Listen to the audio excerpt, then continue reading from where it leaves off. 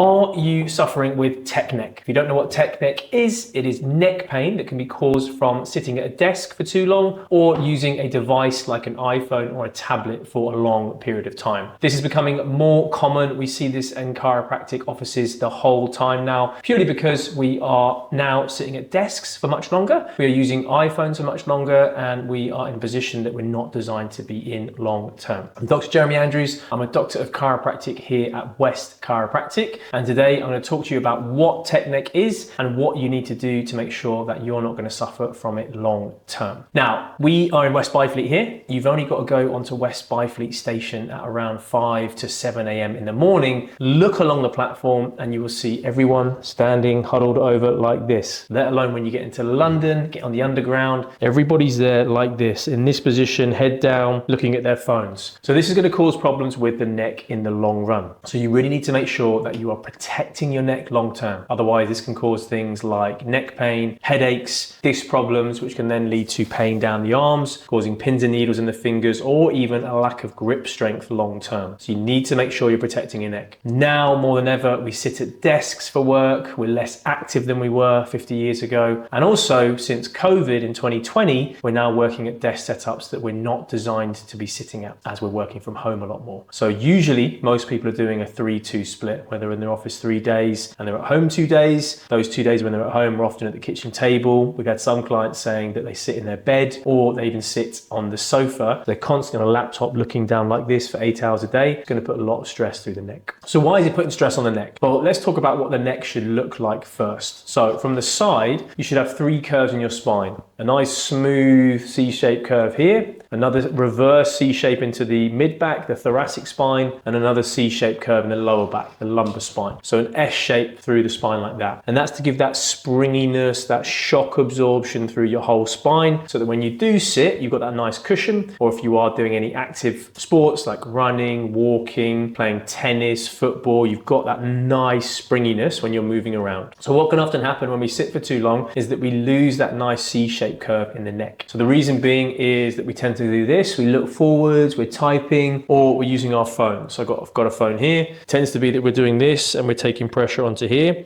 and it's going to put a lot of stress through that neck. So that reverse curve in the neck like this. You need to make sure we're trying to bring that curve back in a good position, which is what we'll talk through in a second. And I'll show you some of the things that you can do to help keep that neck curve nice and stable. If you have suffered a whiplash or an injury, that can also put pressure on the neck as well. And then it can be exacerbated by postural issues such as sitting at a desk for too long or using an iPhone. So if you have had an injury like that, it's really important you seek professional help. A lot of people go to see physiotherapists after a whiplash, which is a fantastic route to go because of the soft tissue injuries in there, and they can be of great help for you also. Okay, so let me show you this exercise first. So you want to be lying down like this. You can do this on your bed or on a hard floor. So what needs to happen is you need to make sure that you're trying to push your neck down. So if you look at my chin here, I'm essentially just trying to jerk my chin like this. That's the double chin. You see my voice go funny, and then coming back up, and then pushing down like this, and then come back up like this. Now, all the time you're doing this, you want to make sure that your shoulders are relaxed, my chest is open, and my shoulder blades are pulled down. So you see it's a very subtle movement, just literally trying to pull, and then come back up, and then pull, and then come back up. So,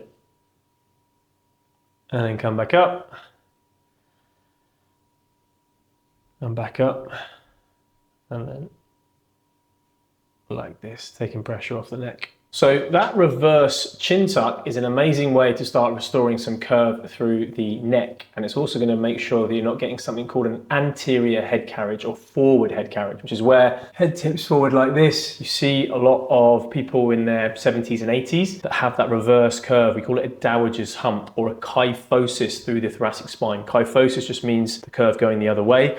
And it's really important you try and bring those shoulder blades back, take as much pressure off the spine as you can. Okay, so this one is the wall angel. So feet shoulder width apart, bum back on the wall, and you're gonna have the shoulders like this. Rotate the arms in like that. And what you're gonna have is you may struggle to actually get the hands back on the wall. If you can't, just bring the elbows forward like that. So bring the hands forward like that, make sure the elbows are touching, keep the head back. The head and the bum are the most important things to have contact on the wall. Then we bring the elbows back, and then you can start to bring the hands back over time. But if you can't get there, just start like this. If you can't do that, just start like this, elbows back down by the side. Okay, so let's say you can. You're gonna feel a small gap here in the base of the spine. So what you're trying to do is you're trying to push your stomach back To squash that gap, you're gonna feel tension come across the top of the shoulder blades, and you're gonna feel the head trying to push back into the wall. That's gonna help to open up the spaces. It's gonna help to open up your chest, bring the shoulder blades back. Now, common mistakes will be this, so bringing the arms forwards to get the back flat, or lifting the feet up. You don't wanna lift the feet up. Try and keep it nice and flat through there, okay? Okay, so you should see a hollow there. All I'm doing is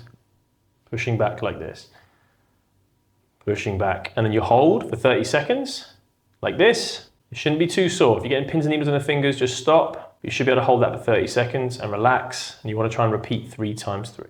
That is called the wall angel. Do that 30 seconds and repeat that 3 times through. An amazing way to get a good stretch through the upper back, take a lot of pressure off the chest. You're essentially reversing that curved forward posture like this, trying to open up the base of the spine as well, get everything into a good position as you go through. Okay, and then we've got to use these. We've got to use these things for work, for communication. They're really, really important, okay? We have overused them as a society, and I actually think we're way too dependent on them as well. But you do need to use them. So what's the best way to use them? So if I'm sitting like this, what you'll tend to see on a train is someone like that, looking down, shoulders rotated forwards, head dropping down like that. It's gonna put a lot of stress on the neck. So what needs to happen is, you need to make sure shoulders are back, head's in a good position, shoulder blades pulled back and supporting on the chair, chin tucked back in, and then lifting the arms up like this. It looks a little bit silly, but it's the best way to use a smartphone. And then you got this in a good position, trying to retract the shoulders, actually acts as a workout because you're holding a weight and you want to take as much pressure as you can off this area. Okay, and if you're feeling really brave, we've got the push-up plus here to help with the scapulars, shoulder blades, pull those back in a good position. So you can start on the knees like this, and literally all you need to focus on is not bending your elbows. So do not bend the elbows. You want to drop in like this,